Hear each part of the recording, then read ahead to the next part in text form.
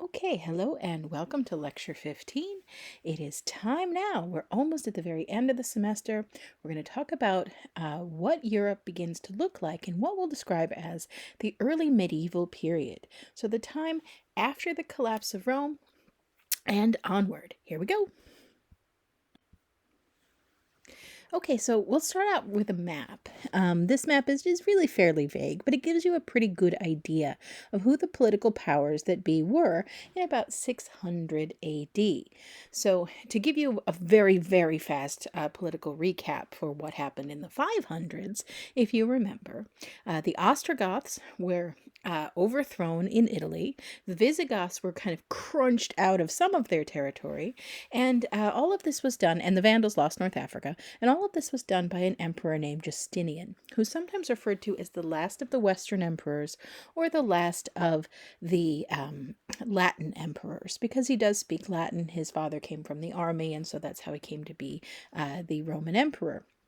He does rule primarily from the east, however, and he tries to reunite the entire Roman Empire, make another go of it. But what happens in the 530s is that a plague is going to decimate the Mediterranean, and a lot of the inroads that Justinian makes really don't stick. They fall apart. Now, some of this is his own fault. He did so much damage. His armies did so much damage in Italy, for instance, trying to retake it from the Ostrogoths, that he leaves the place impoverished and ruined and in just shreds. And so once you add in the plague, Justinian's reconquest really does not stick. The Visigoths are going to retake a fair amount of territory in Spain. The Vandals are gone. That stays. But even with the Ostrogoths out of the picture, the Roman Empire in the east really struggles to hang on to Italy. Sometimes it has control over pieces of it, places like Ravenna with a coastal city and a hard sort of defensible city wall that you can't get to because of the swamp, that kind of thing. The Pope retains a certain amount of administrative power in central Italy. This will come to be known as the Papal States. But a lot of the peninsula is going to be overtaken by other groups, namely the Lombards in the north. Okay, so that's a long-winded way of saying the political situation really begins to fragment in Western Europe and Northern Europe as well again. You do have the rise of prominence of several groups, along with the Lombards and the Visigoths, who are still there. The Franks are really on the rise. They're a group of people who, like the Visigoths and Ostrogoths, had entered the Central European territory from the east during that period of great migrations. And they've raised a big army and they're consolidating control over territory. So that's where we are, kind of at this moment. And meanwhile, other blocks of Europe are controlled by different groups of people.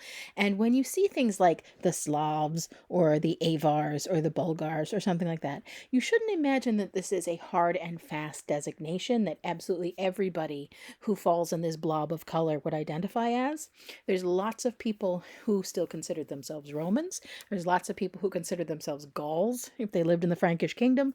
There's lots of people who considered themselves members of whatever their local kind of ethnic identification was. These colors are really just to give you an idea of who was politically dominant and what armies were really calling the shots during that time. And we're using kind of language as an indicator of culture, which is sometimes a little shaky, but we'll leave it for now. Okay, so moving on. Okay, so there's two pieces of papal doctrine that you need to be aware of for the next several centuries. One we talked about in our lecture last time, the Jalazian Doctrine. That's that two swords idea, that there's two types of power, potestas and auctoritas. And if you remember, this was where the Pope, who was being protected by Theodoric the Ostrogoth, throws down with the emperor and basically says that there are two kinds of power: force and authority. The emperor has force, the pope has authority, and of the two, authority is the one that is morally superior. If you had to choose as a good Christian between who to obey, the person with force or the person with authority, you should choose authority. And therefore, the power of the pope is theoretically superior to the power of the emperor. Remember that from last time. Well, there's an even earlier piece of doctrine called the Petrine Doctrine that was formulated about 50 years earlier by a pope named Leo I. Now, at the time, this wasn't all that significant. He was in a big fight with other bishops from around the empire. He puts forward this theory, but at the time he has nothing to back it up, and nobody is forced to listen to him, and it wasn't as significant. But later, from the 600s onward, this Petrine doctrine is ultimately going to be enormously influential in the history of not just the religious development of Europe, but the political development as well. So you need to know what it is. I'll give you the fast and dirty version. Here you go. The Petrine doctrine basically says this, that the Pope has inherited the job of St. Peter. By Christian tradition, the Christian community in Rome was founded by the Apostle Peter, Apostle of Jesus, who traveled there after the death of Jesus. And so Leo says, since Peter was the first leader of the Christian community in Rome, and I am the current leader of the Christian community in Rome, I have inherited both the job and the status of Peter. And that's a big deal. And he flips open his book, his Bible, his book of Matthew, and says, look here. There's this passage here. I'm paraphrasing for you. It says that Jesus is speaking to Peter, he's speaking to the apostles, and he turns to Peter and he says, thou art the rock upon which I shall build my church. And this is a pun because in Greek, Peter means rock. So his name is Rocky. It's like a nickname. So it's a little bit of a joke there. Thou art the rock upon which I shall build my church. But then it goes on. Get this. I give you the keys to the kingdom of heaven. Whatever you bind on earth shall be bound in heaven. Whatever you loose shall be loosed. And so Leo says, aha! Peter was trusted with the keys to the kingdom of heaven. He was made chief of the apostles, and so therefore, having inherited the job and status of Peter, I, Bishop of Rome, have also inherited the keys to the kingdom of heaven. And so if you get into a dispute with me, the Pope, you're out of luck. If I say you're out, you're out. I can guarantee you can't get into heaven just on my say-so. And the reverse, theoretically, is true as well. This is the Petrine Doctrine. This is what the Pope is going to use as the foundation for his claim to be, I guess, spiritually superior to all the other clergy, Christian clergy in the world, and also is going to use as the foundation for his claim that he can basically kick people out of salvation by excommunicating them from his church, by saying you're kicked out, then you're out, and you can't go to heaven. Sad for you there. Okay, so these are the pieces of doctrine you need to know. Alrighty, now, more popes. Gregory I, between 590 and 604, begins engaging in a process that we really associate with medieval Europe. With the collapse of Roman government in the western part of the empire, the Catholic Church is going to largely step up. They're going to retain a lot of what the Roman government functionally did. Now, this unification of the church and the government is in no way new, but what's interesting and different, and we saw the beginnings of this under the Ostrogoths, is that you see the church acting independently on its own authority. To take care of business, as it turns out. And they will take on all kinds of tasks, everything from record keeping, court management, administrative management of towns and cities, tax collection. They are going to be doing it all.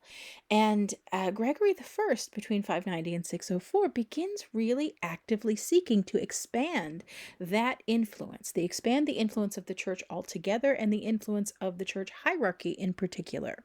And so he sends out missionaries to try to convert peoples in Northern and Western Europe who were not Christian to Christianity. He wants to bring them into the fold and then use the church hierarchy, bishops and priests and so forth, to serve as liaisons between the leaders of these political groups and the church, to try to create a system where people are working together and where the church has more influence. So that's his idea. So he wants large-scale missionary activity to happen. And so he comes up with a whole bunch of strategies to make that work. Because when you go marching into territories where people have their own religion, as they all did, and then inform them that they're wrong about everything and that they should adopt your religion instead, it can be a bit of a hard sell. Not everybody's really excited about that as an opportunity. And so you have to convince people that it's worth their while. And Gregory points out kind of two main pathways to do this. First of all, he talks about focusing on political leadership. If you can go to the king of the Franks, or you can go to the king of the Avars, or the king of Wessex, or someplace, and say to them, look, we have things that you want.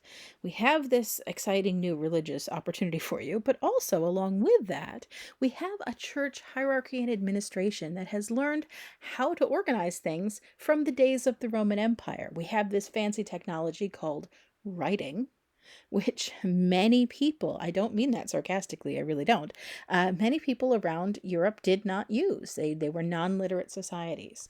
They didn't have a written language. And so what the church can offer is this whole panoply of everything from governmental organization to the technology of big administration. You can't run a giant empire without literacy. You can't exercise authority at a distance. You can be a war leader, like we read about in the Iliad way back in the beginning, pretty easily because all your interactions are face to face with people. But if you want to be a king, a person who's in charge of lots and lots of people and large amounts of territory, you have to be able to exercise authority at a distance. You have to be able to communicate effectively what you want done. You also have to be able to get information about what's going on elsewhere in your kingdom. You have to be able to keep records of who's paid what taxes. You need all of this. And the church is Johnny on the spot saying, we can show you how to do all of that. We can give you the technology to do it. We can even loan you personnel who already know how to do all of it, that are happy to work well with, to right along with you and be liaisons between you and the people you're trying to rule. So that's very appealing if you're the king of one of these territories. You're like, well, maybe by partnering with the church, I can start ruling a territory that is a bit more like the Roman Empire was and less like a migratory band of warriors. So that's part of what Gregory offers. Part of the other half of what he offers is that he suggests that when you're going into populations of people who are pagan, again, that's a Christian term, but you go into the countryside, people are pagan, they have their own rituals, they have their own traditions, they have their own gods. You should try to avoid offending people, because it's not a very effective way to convert them. They just get mad and possibly kill you and don't listen to you. Instead, you should try to ease them into doing and seeing things your way. So, for instance, if you were to travel to a place where they celebrate something called Yule, which is coming up, a solstice celebration for the winter solstice, where people have rituals and ceremonies surrounding the shortest day of the year and the kind of return of the sun as it, has more and more light. In the far northern parts of Europe, including much of England, the shortest day of the year is really short. They're considerably further north than we are. And so that's why Midsummer Night's Dream Midsummer Night was a special night in English sort of traditional cultural practice, because the sun almost doesn't set at all, especially in the northern parts of England. And the same thing goes for midwinter. The sun almost doesn't even come up at all because they're further north than we are. So as short as the days are now that we're all enjoying in the advent of winter, they're much shorter in parts of northern, say, England. And so there are lots of religious rituals kind of around that, traditional religious rituals. And what Gregory will suggest is that rather than jumping in and telling everybody they're wrong and terrible to be having these celebrations, instead, what you should do is just try to make it so that people start associating those celebrations with Christian themes and ideology. So if people love to celebrate Yuletide, instead you should convince them that they should celebrate the birth of Jesus at that time. And this was just an arbitrary choice. There's the historical record, such as it is, suggests that Jesus was born in the summertime. But they just pick the date. And they're like, oh, that coincides with a pagan celebration. And so we'll just kind of slide it in there and transfer the symbolism over to Christian symbolism, and then people perhaps will not notice. And so you get these remnants that are still kind of out there that we use traditionally. So evergreens and holly and mistletoe. These are all remnants of pre-Christian Europe. These are parts of the rituals that were associated with midwinter in Druidic and Celtic cultures. But what Gregory suggests is that this is how you should do it. You should just try to convince people to not have to give up their way of doing things, but just kind of switch it over and think about it in a Christian context. And that's the best way to go at it. Don't attack people directly. Don't cut down their sacred trees. Don't burn up all of their sort of holiday decor. Instead, just try to convince them to think of it in a Christian way. Okay, so that's that. Alrighty. Okay, so in this conversion process earlier, even before Gregory, there had been a major coup. 508 AD, Clovis, king of the Franks, decides to convert. And he converts not just to any old Christianity, he converts to Nicene or Catholic Christianity, aligning himself with the leaders of the Catholic Church in Rome and, at that time, the leaders of the Eastern Roman Empire. And he does this very deliberately. It's a choice. His nearest neighbors are the Ostrogoths and the Visigoths. They're very politically powerful. Clovis wants the Franks, who are that green bit in the middle on that map there, that darker green, to be similarly influential. And so by choosing to convert to Catholicism, to Catholic Christianity, rather than Arian Christianity, what he's doing is, in essence, aligning himself with the Eastern Emperor and with the Pope over and above his immediate political neighbors. He's creating kind of a rivalry, if you will, and giving some of his kind of other side of the fence neighbors a good reason to back him over the potentially more threatening Ostrogoths and Visigoths. I'll try to explain what I mean by that. This is something you see politically play out over and over again. It's almost just a meme at this point. It's a trope where if you are a politically powerful entity, like a country, say, you tend to have the most amount of friction and the most amount of suspicion and difficulty getting along with people you share a border with. There's inevitable disputes that go on over where the lines are going to be drawn on who controls what, and there's debates and rivalries, and there's all kinds of sort of natural animosity there. And your most kind of logical ally in this, if you have a neighbor you don't get along with, is the same thing you see working out in people's neighborhoods. Your most natural ally is going to be the neighbor on the far side, your neighbor's neighbor on the other side, if you will. This is great because they're not an immediate threat to you because you don't share a border with them, but you have a common enemy in this person in the middle who's perhaps causing you problems. So that's what you see Clovis invoking and using here. He converts to Catholicism as kind of a way to position himself as the friendly neighbor on the far side. So if you're a pope in Rome having conflict with the Ostrogoths who surround you, you might turn to the Franks. If you're the Eastern Roman Emperor and you have problems with the ever-expanding power of Ostrogoths and Visigoths, you might turn to the Franks. That's going to be an important kind of seed of a relationship going forward. And then what I have here on the bottom of the slide, it's not terribly important that you read this at any great detail, is just a little excerpt of this conversion experience. And I've only included it, I'm not going to read it all out. I've only included it because it gives you another example of exactly the same kind of quid pro quo relationship you see with Eusebius's Life of Constantine.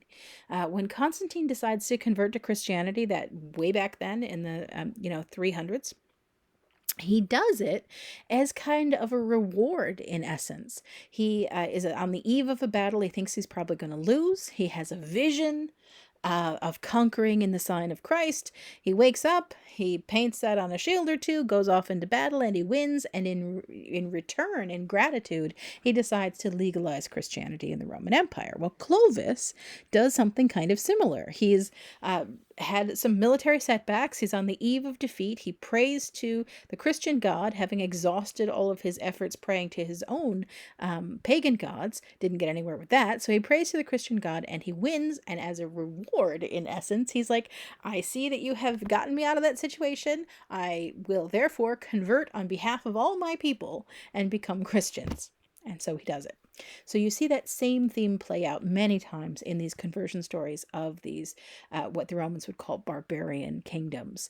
You have kings who will record that they were granted some kind of a victory or given some kind of a blessing, and in return have decided to convert on behalf of their entire people. Okay. Alrighty, so more of those conversions, more of that missionary activity. You see it all over the place. Again, I'm just going to give you the fast version here. Ethelbert of Kent is going to marry Bertha, who's one of the daughters of the king of the Franks at the time.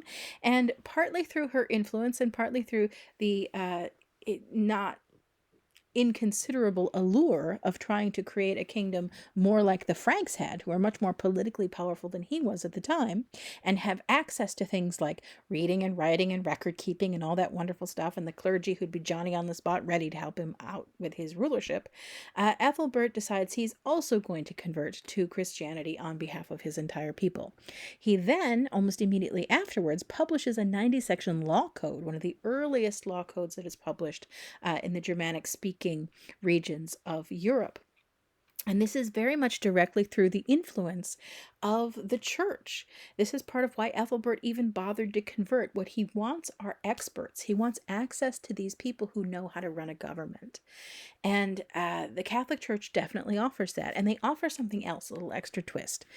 Their clergy are all educated in Latin. That's going to come up a bit later as well. And this is going to have some advantages.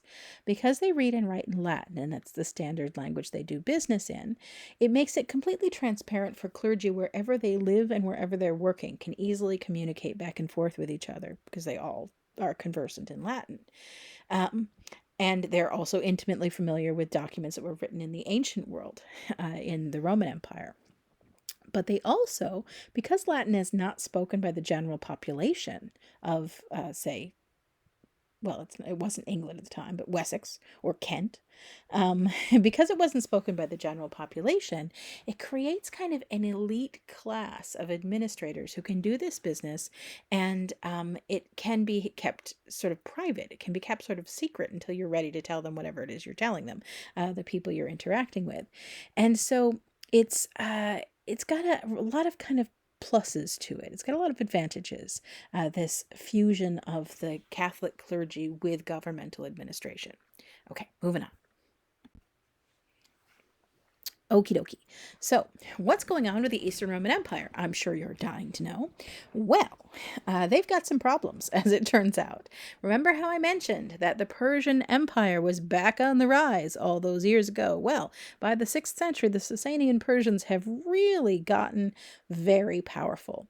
There's a king by the name of Khosrow the First, and he's going to win all kinds of territorial concessions from the Eastern Roman Empire. At this point, Rome is sometimes referred to, the Roman Empire, because they no longer control the city of Rome itself, is sometimes referred to as the Byzantine Empire.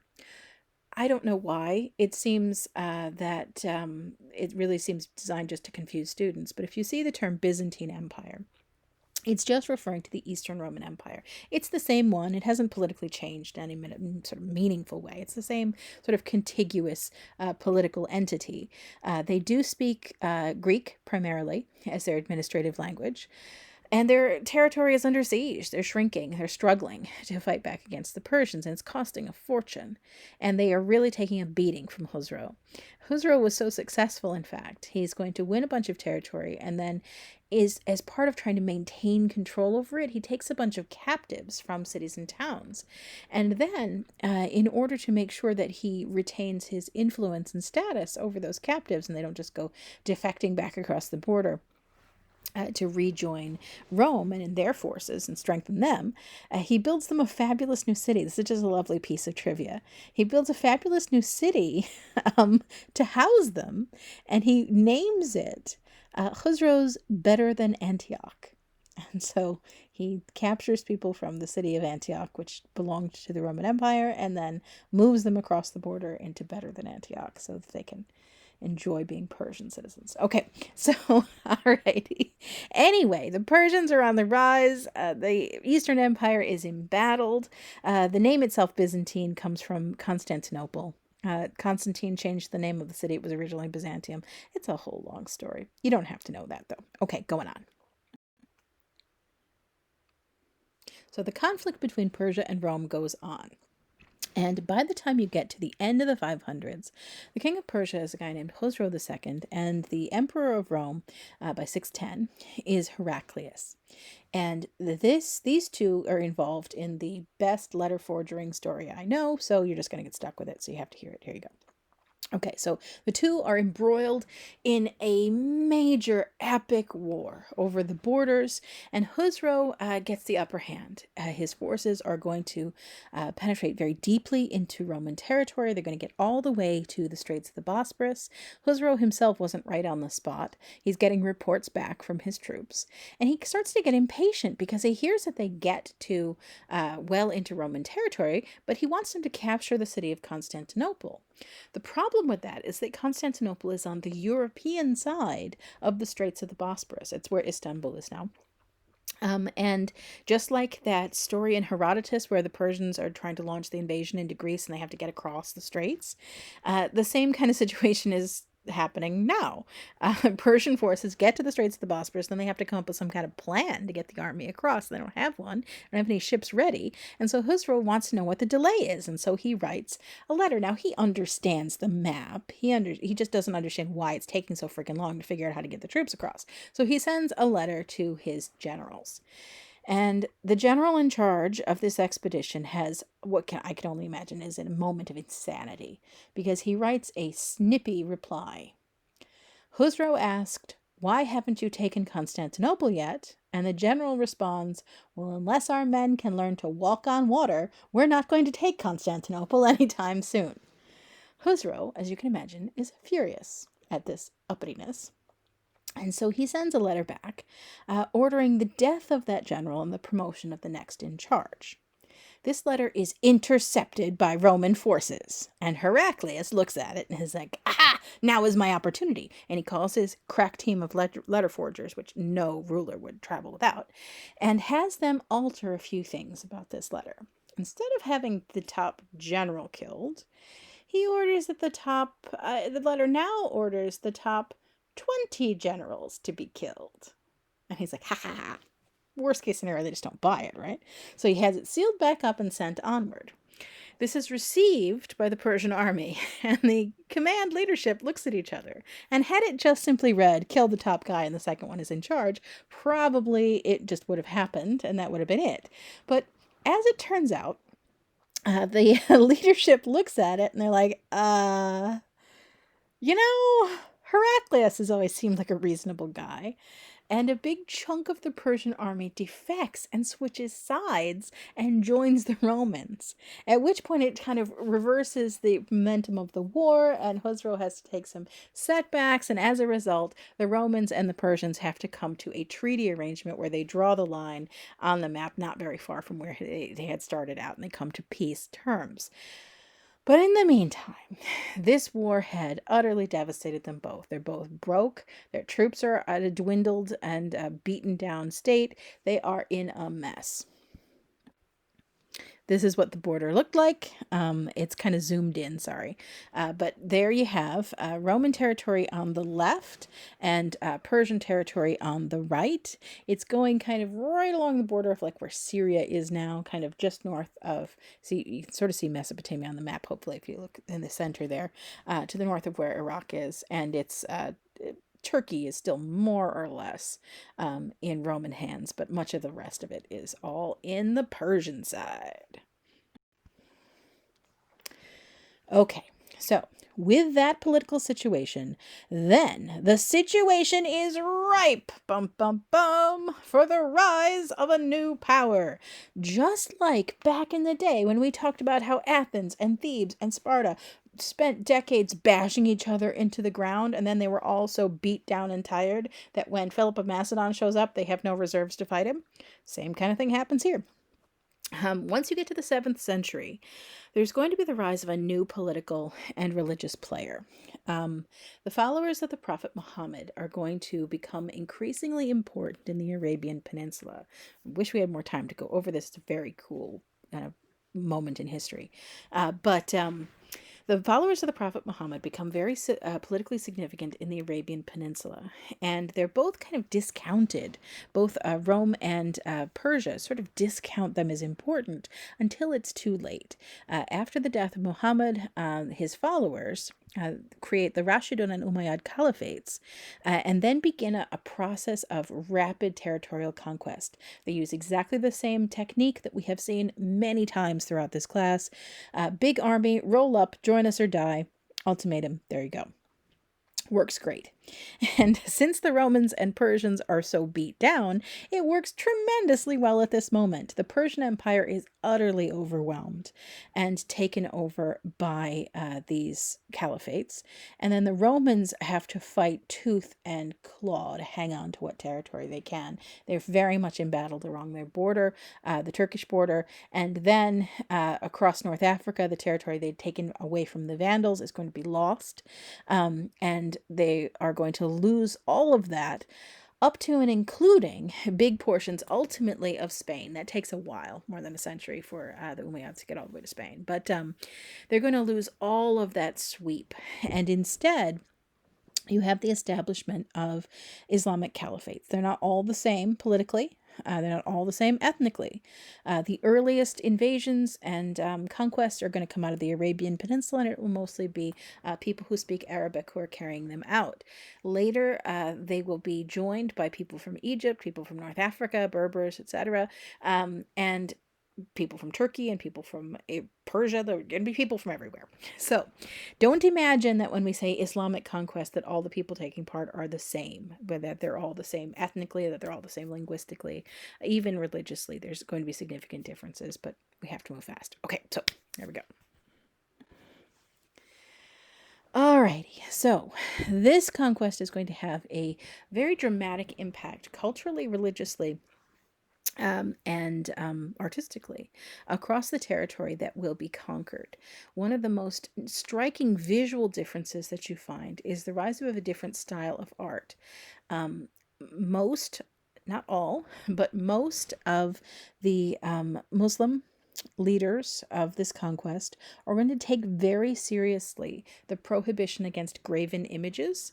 That is the same one that's in the Ten Commandments, so it's the same one that should apply to Judaic and Christian communities as well, I guess. But they're going to take it very seriously in Islam, or more seriously. And so the style of decoration that becomes popular is going to have some of the same themes that you found in Eastern Roman, for instance, architecture, things like domes, and arched windows and things that you find in the Roman Empire, but they're going to incorporate a lot more geometric art and calligraphic art. So it's writing done in a very beautiful artistic way. So this is one of those examples. This is the Dome of the Rock in Jerusalem. And this is kind of what the interior looks like. And you can see what I mean by geometric. You see those stripes are very distinctive element that you find in the arches. And the sort of swirls and curlicues that are repeated over and over, and the floral designs, etc. All of this becomes characteristic of Islamic art and architecture and decorative style because they don't put pictures of people. They especially don't put pictures of God. That's right out. They don't put pictures of Muhammad, generally speaking, although there are some artistic representations here and there.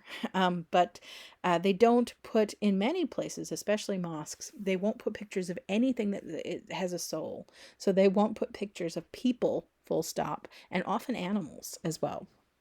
At any rate, the early part of the conquest, what you should know is that it is a conquest. It's just like the conquest that we saw with the Persians the first time, the Persians the second time, the Romans, the Franks. Everybody who does these types of conquests does them in kind of the same way.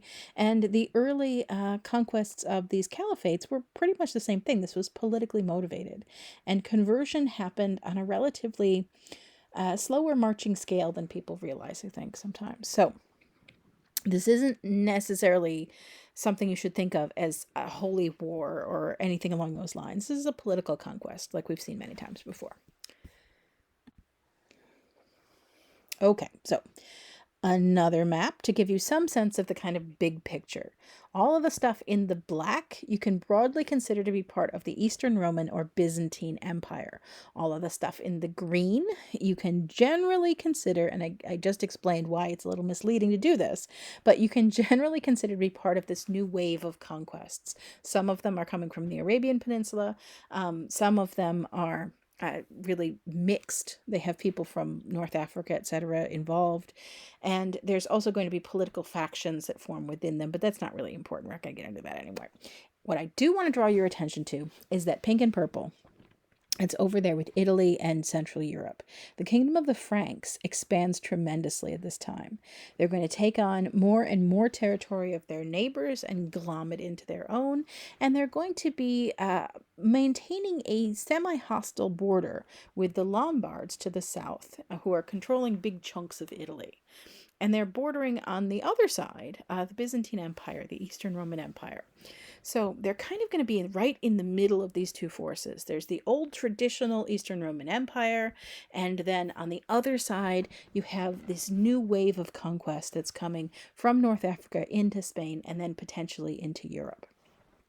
So there's the Franks in the middle. They're going to have their day in the sun. They're going to get very politically important. Okay, so the Franks, I'm not going to get into too much what the Merovingian Franks were like. They do publish very much the same way that Ethelbert of Kent does. They do publish a law code using the help and facilitation of the church. They're going to publish a law code that reflects their traditional laws. It's called the Salic Law from 511, and it gives us wonderful insight into what some of the customs of, sometimes refer to them as Germanic peoples because they speak language that is roughly all based on the early form of German, what their sort of traditional customs were. And some of the significant differences you find in the Salic law compared to, say, Roman laws, they tend to be even more, I suppose you could say, liberal toward women. It was very much the common practice to give women property of their own as kind of an insurance policy in case something were to happen to you. If you were to marry a wife, for instance, it was customary not simply to pay a bride price, which would be paid to her family as kind of in exchange for having her come live with you and bringing her dowry, but also to pay something called a mourning gift, for instance, in Salic law, which is a bunch of money or property that would be given to the woman directly, so that if anything were to happen to her husband, it's life insurance, basically. She could continue to live independently, raise her children, and generally be secure.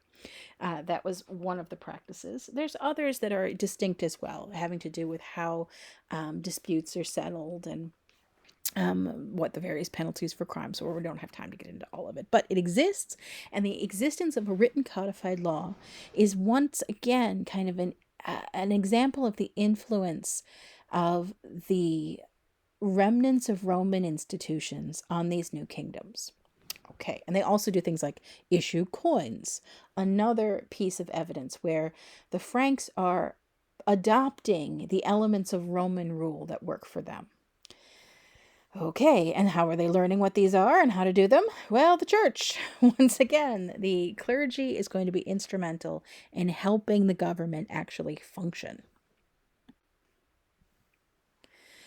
Okay, so monasteries are also going to be crucially important and a very influential part of political and, I guess, social and cultural society in Frankish kingdoms.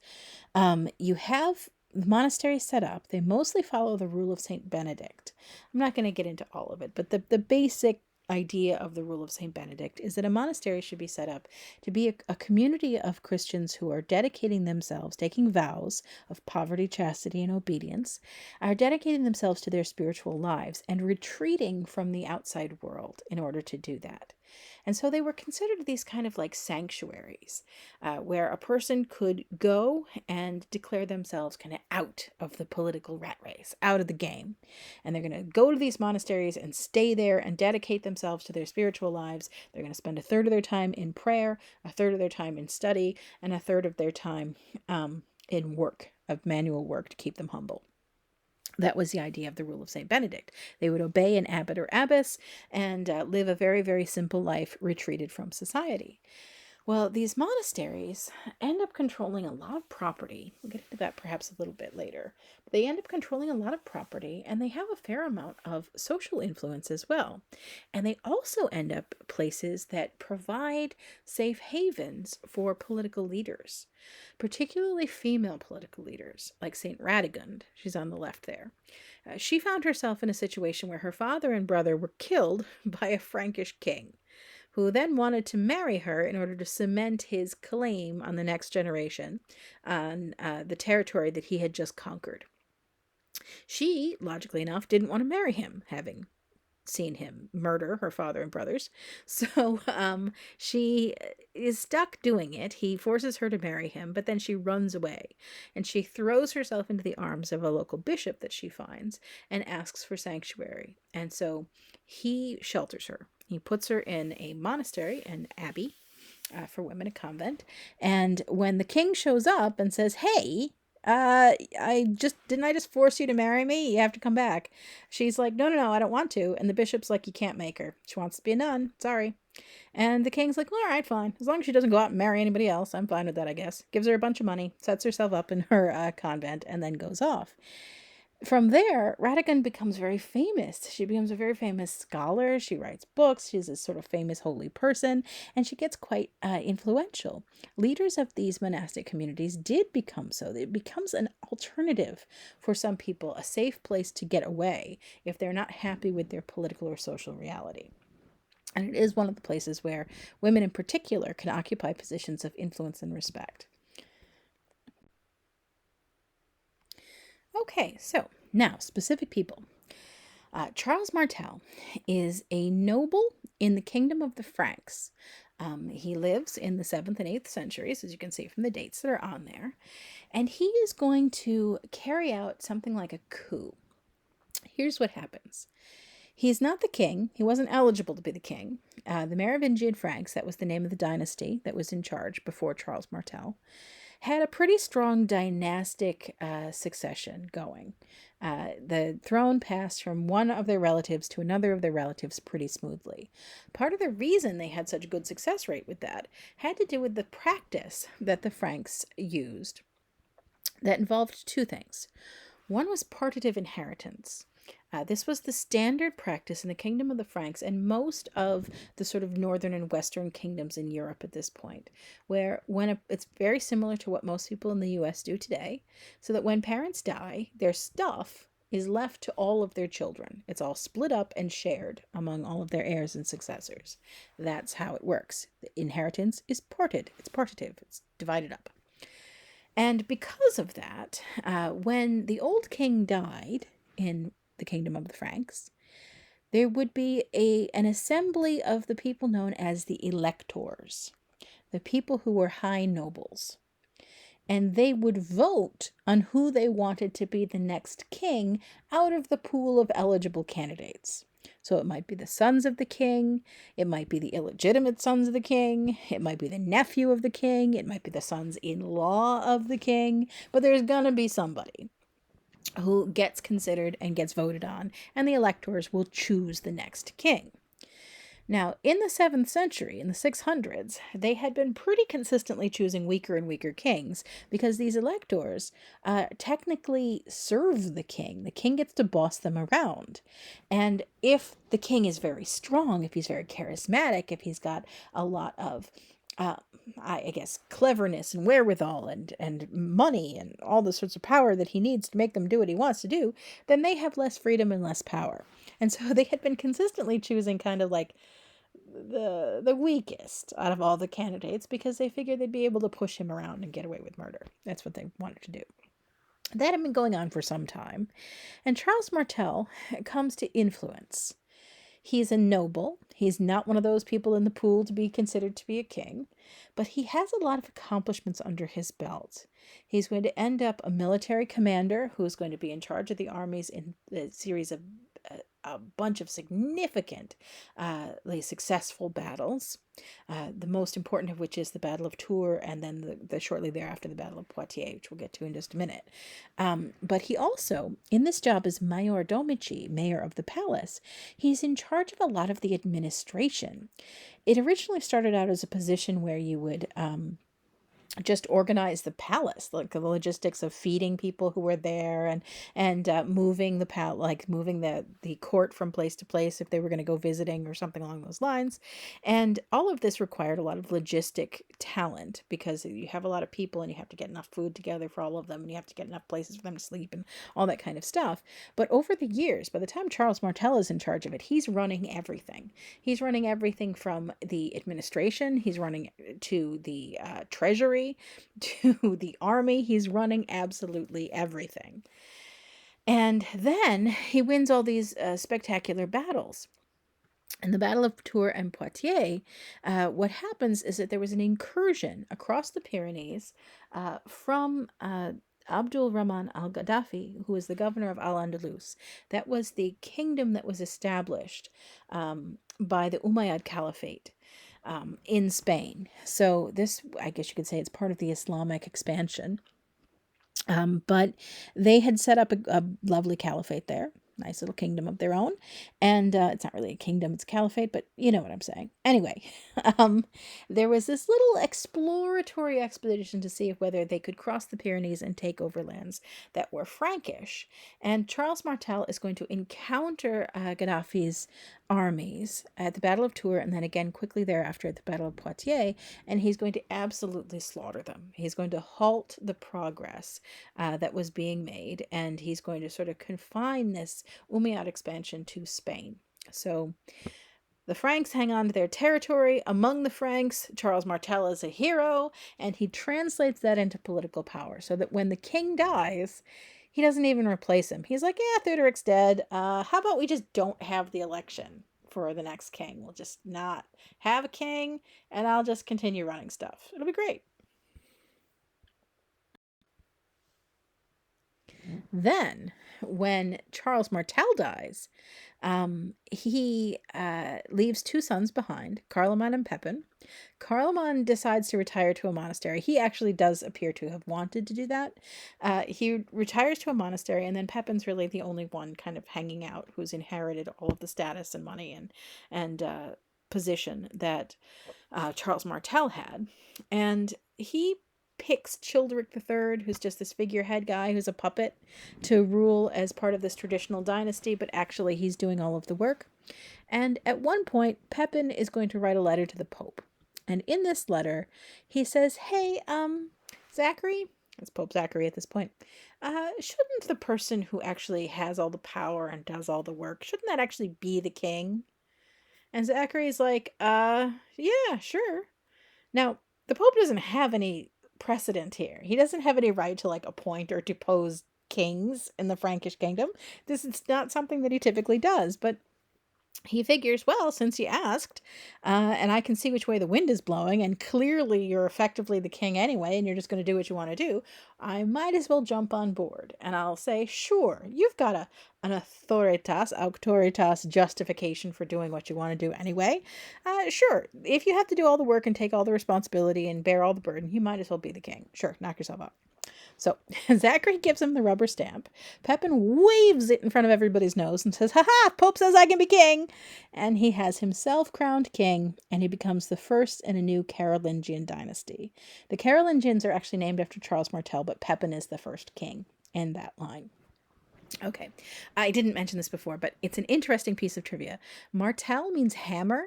So we call him Charles Martel like that's his last name, but at the time it was like a nickname. He's Charles the Hammer.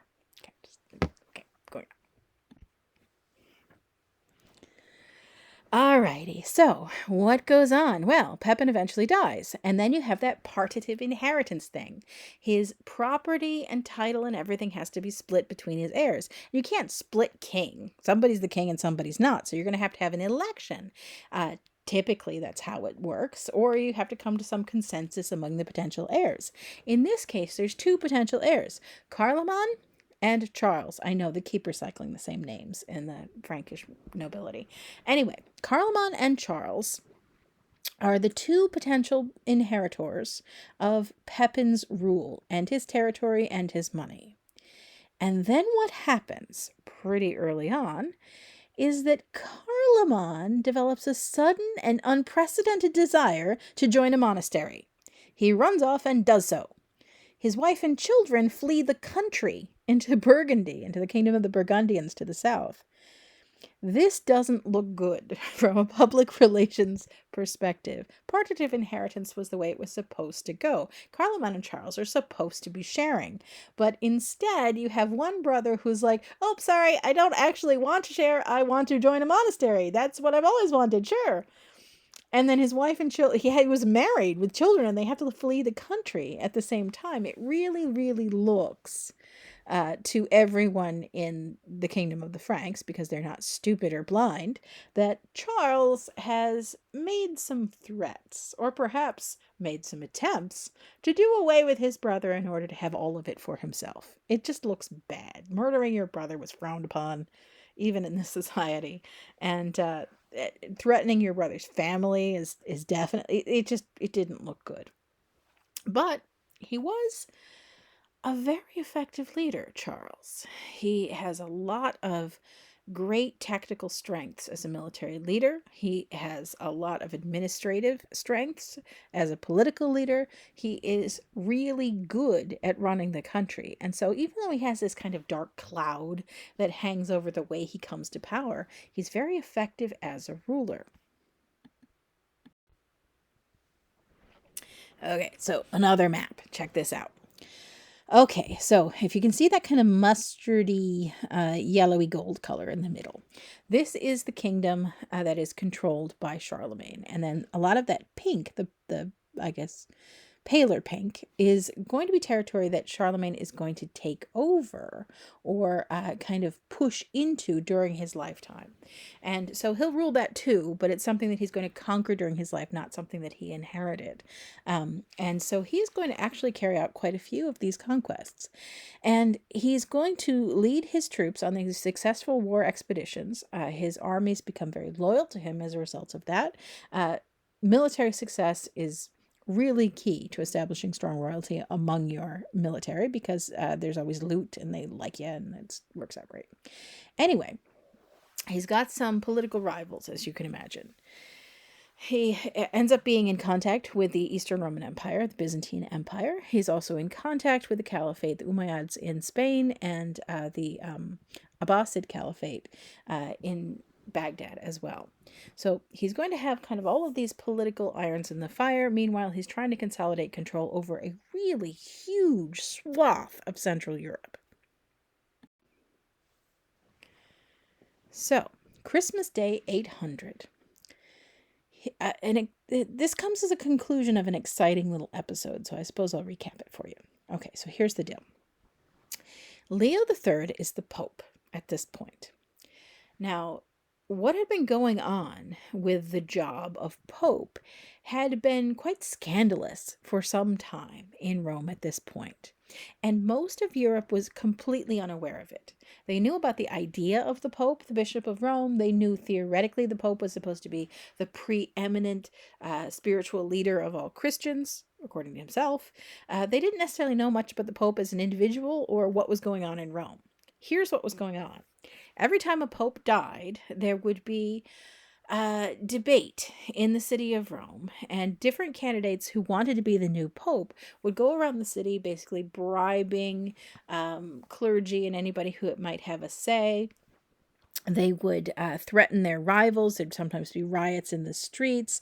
There would be all this political moving and shaking. And eventually a new pope would be chosen just basically by the clergy who happened to be in Rome at the time. And sometimes the crowd would have a massive influence over this, because the crowd in Rome, just ordinary people, would proclaim somebody pope and then march him through the streets in a big triumphant parade. And then the church just kind of had to go along with it.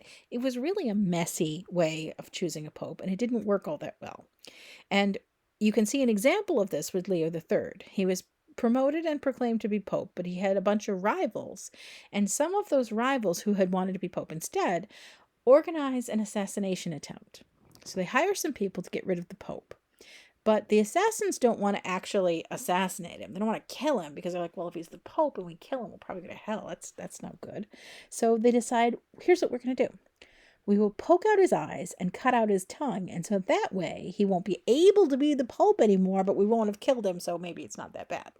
So they come up with this plan. So they attack the pope, and they botch this job so badly that he makes a complete recovery ultimately.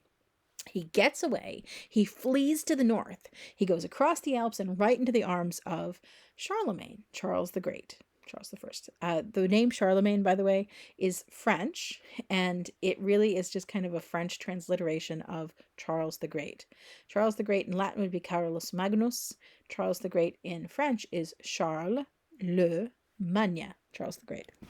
So at any rate, he throws himself into the arms of the king of the Franks and says, help me, help me, help me. People in Rome are trying to murder me, and here I'm the pope and everything.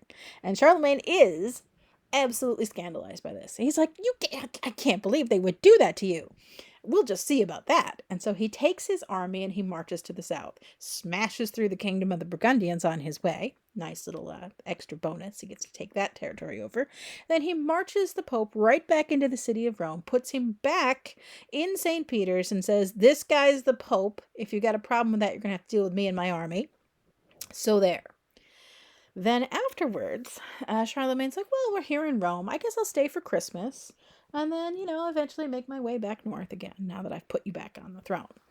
And so Leo surprises him, and Charlemagne claims to have been surprised. On Christmas Day, when he shows up for Mass, he's like, here I am for Christmas Mass. The Pope says, I've got this awesome, awesome surprise. I declare, because of your services to Christendom, that you are indeed not just the proper, holy, and anointed king of the Franks, but you have really created for yourself in your kingdom a recreation of Rome. What you are doing is creating a holy Roman Empire. Dun, dun, dun. You're reviving Rome in the West. And so, Charlemagne is given this new title, Holy Roman Emperor, and crowned by the Pope. Dun, dun, dun. I declare that's what you are. I declare because, after all, the church is the great guardian of what's left of Rome, that you are the true embodiment of Rome's revival. So there you go. So Charlemagne gets this title, and he walks away. What does it mean to him? Well, he is going to actually take it quite seriously, as far as we can tell. Charlemagne does take steps to try to recreate Roman administration along with, and that's what makes it the Holy Roman Empire, along with the promotion and expansion of Christianity. He takes both of those ideas very, very seriously. And he uses the church, of course, as the main agency by which he is going to create a Roman-style administration. So he's going to conquer a bunch of places. Aquitaine, which is in the south of France, Gascony, same deal, Lombardy, north of Italy, Saxony, which is kind of a German principality and territory, southern Italy, Bavaria, parts of Pannonia, along with the territory of the Avar Slavs and Croats. So he's going to conquer a bunch of land. He's going to force, especially Saxony, this is where he's very famous for it, he's going to force newly conquered peoples to adopt Christianity. Now, adopting Christianity is done partly for its own sake, and partly because this was a way to force them to adopt Charlemagne's rule as well. Because what he'll do is he'll conquer the Saxons surrender. He's like, okay, as part of the terms of your surrender, I'm going to leave a bunch of priests here. They're going to instruct you in Christianity. They're also going to keep records about who lives where and how much taxes you're paying and what's going on in your territory. And they're going to communicate that back to me, the emperor.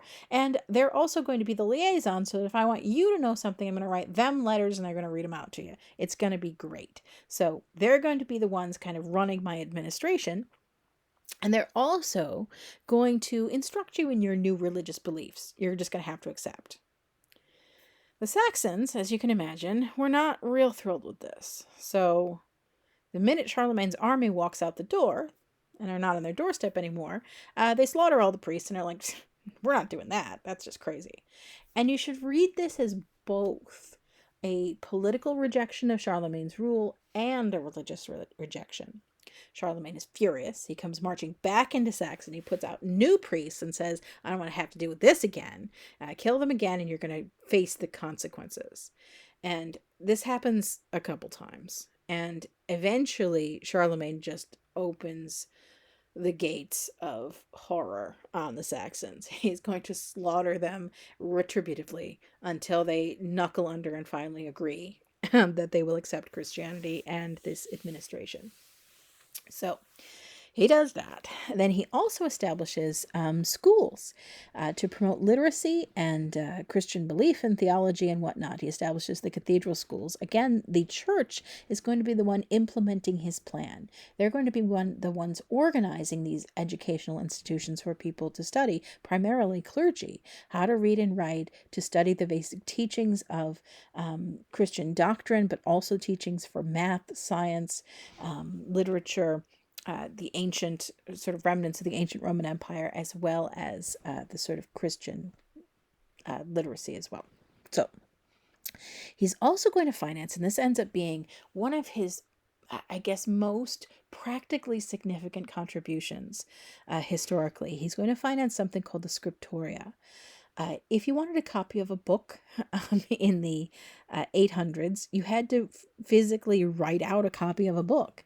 And so what Charlemagne does is he finances the establishment of these. Now, other institutions had them, but he establishes these big, large-scale scriptoria where books are copied out. And Charlemagne's goal is to have a fair copy, a good copy of absolutely every book he can get hold of. Everything from the Greek and Latin libraries that he has access to, every work of Christian scholarship, every more recent work. He wants copies of everything so that he can have them in archives and circulate them around to monastery libraries and to the cathedral schools and to everybody else. But he also wants to make sure that things like the codes of Roman law are available and readable. Something like, now many of them were lost, but something like, it's an obscene percentage, and of course the exact numbers change a bit, but something like 25 to 30% or more of all of the books that come to us from the ancient world. So something like a ridiculous percentage of Latin texts come to us and are edited from Carolingian copies. The earliest copy that survives is from this time period. It doesn't mean those things would have necessarily vanished without Charlemagne's influence, but he certainly does a great deal to preserving them by promoting their copying and dissemination. In addition to that, we'll get into the writing style in just a bit. So, other things.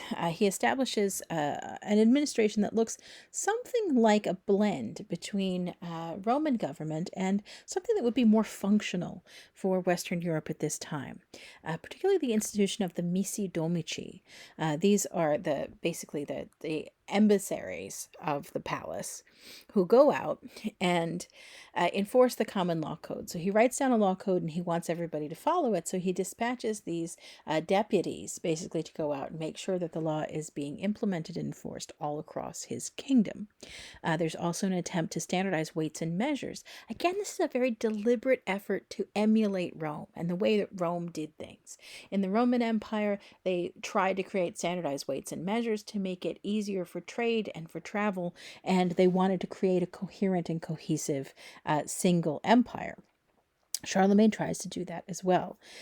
He also is a great patron of, just like Roman emperors would be, of literary scholars and of literary producers of things like poems and songs and things along those lines, as well as religious scholars. He's going to give them financing and a place to work, and he's going to give them the support that they need in order to do kind of intellectual work, which he does value, and again, sees as a connection to the legacy of Rome. Here you can see just an image of one of his buildings, his chapel at the Aachen Cathedral. Aachen was his major capital. It's sometimes referred to as Aix-la-Chapelle, depending on whether you're talking to a French person or a German person. It's the same thing. But he does create these spaces where you can see how Charlemagne worked very closely with the church to try to create this revival of Rome in a new and different way. So it doesn't really look like the Roman Empire, but it is an empire, and it's one that fuses institutions borrowed from Rome with this newly empowered and involved politically Catholic Church, and then sticks it together with a lot of Germanic cultural and legal tradition. So it's all kind of coming together in a big mishmash. One of the chief kind of outcomes of this, as a result probably of Charlemagne's patronage, I'm not suggesting he sat down and ordered this done, but because he was paying for scriptoria, and because those scriptoria were copying down books, and because there was cathedral schools and all of that, there's going to be a reformation of the script that was being used at the time. Merovingian script, if you can see that white example in the middle there's a copy of some Merovingian script. Had a very distinctive style to it. It's lovely. It is readable if you're familiar with it, but it's a little bit it's not necessarily super friendly to the eye, especially if you're talking about writing in Latin. If Latin is not your first language, Merovingian script, where there generally is not much in the way of space between the letters themselves have a lot of exciting little flourishes and the types of forms that make them a little bit difficult to decipher at a glance. It's not the easiest thing in the world to read. When Carolingian workers at the scriptoria, scribes, were copying down these texts from the ancient Roman world, or from more recent medieval texts that had been written and produced in monasteries. They decided to turn away from that kind of script and to use one that was inspired by a more ancient Latin style of writing. And so the development of something called Carolingian minuscule emerges. It's faster, it's cleaner, it's much easier to read. And along with these easier letter forms, the Carolingian scribes are also going to create another, I guess, I don't know if they're creating this, but they're going to use another technique to make manuscripts easier to read. They're going to start putting spaces between words. This was not done in ancient Rome. When ancient Romans sat down to write down a letter, they did not put spaces between the words, and they just understood what they were reading, partly because they were intimately familiar with the language, and it was very easy because you can do that. It might not be very easy, but it's easy enough to figure out what you're looking at. If Latin was your first language, it's not so bad. But out of probably desperation, these Carolingian clergy and scribes were like, it's just so freaking hard to figure out what you're reading if all of the letters just kind of scribble together, and then it's just hard to keep up, and especially if you're being asked to read this aloud, it's just too much. So they begin putting spaces between the words to make it just a little easier for people who are using Latin as their second language. It makes it a lot easier for scholars too.